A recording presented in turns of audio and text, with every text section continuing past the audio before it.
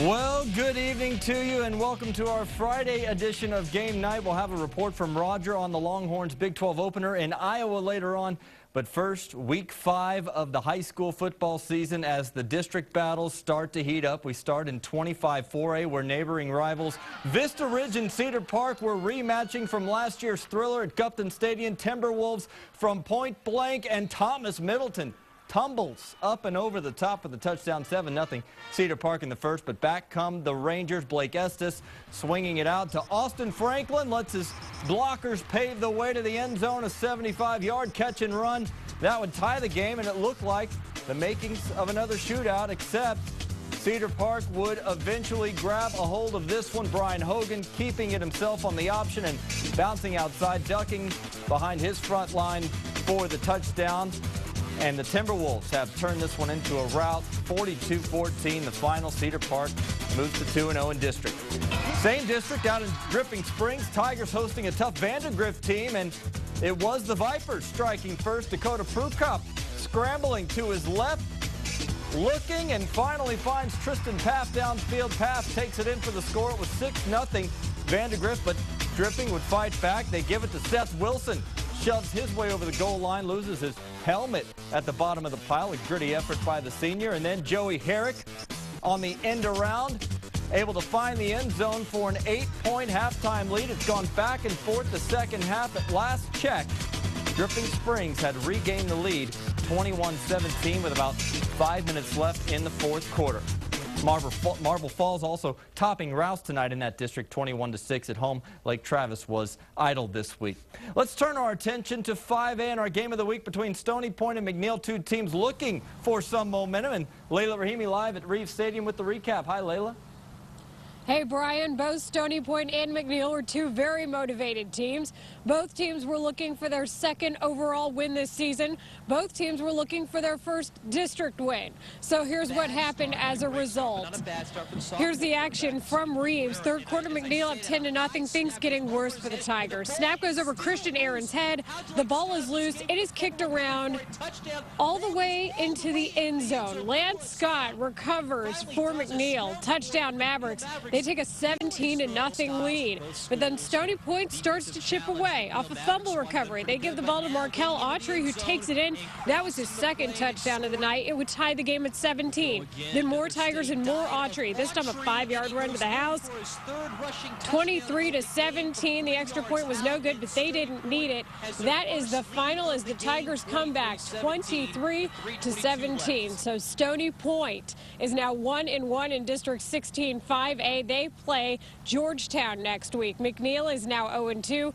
They will take on Pflugerville. Live from Round Rock, Layla Rahimi, KXAN News.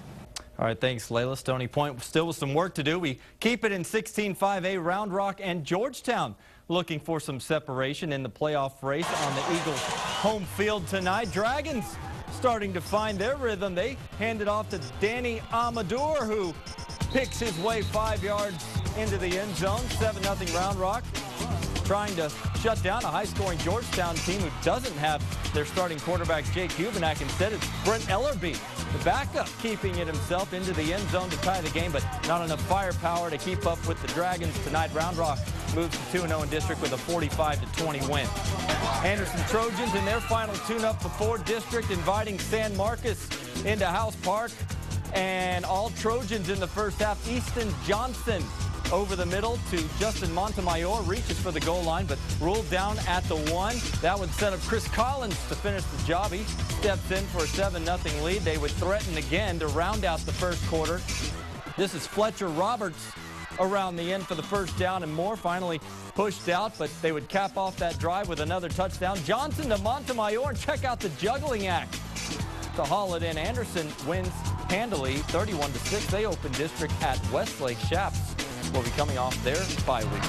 Elgin coming off their first loss, trying to rebound against the Hendrickson team with high expectations after knocking off Connolly. Wildcats had to punt from their own end zone, and, well, Samaje Porini fields it, picks his way 36 yards to return it to the end zone. 19-3 Hendrickson. Wildcats put up a fight, though. Terrell Simmons, flush from the pocket, finds Gino Perez, just about knocks over Todd, our cameraman. And, well, at last check, it's Hendrickson trying to hold on, up 32-29 in the fourth quarter. Still in 16-4A, Manor trying to make it 3 in a row, home to an unbeaten Hutto team, already up 8-6, adding to it, Ja'Cory McQueen hitting Statron Jones down the sideline, and he steps in for the touchdown. More from him in a bit, and then McQueen would loft it up for Mac Avery. Nice concentration for the catch in the back of the end zone, and another Mustang score. That's when McQueen goes back to Jones. Statron padding his stats, shakes off a few defenders on his way to pay dirt, and Manor trying to hang on in a wild one. Hutto has just tied it at 43 late in the fourth quarter.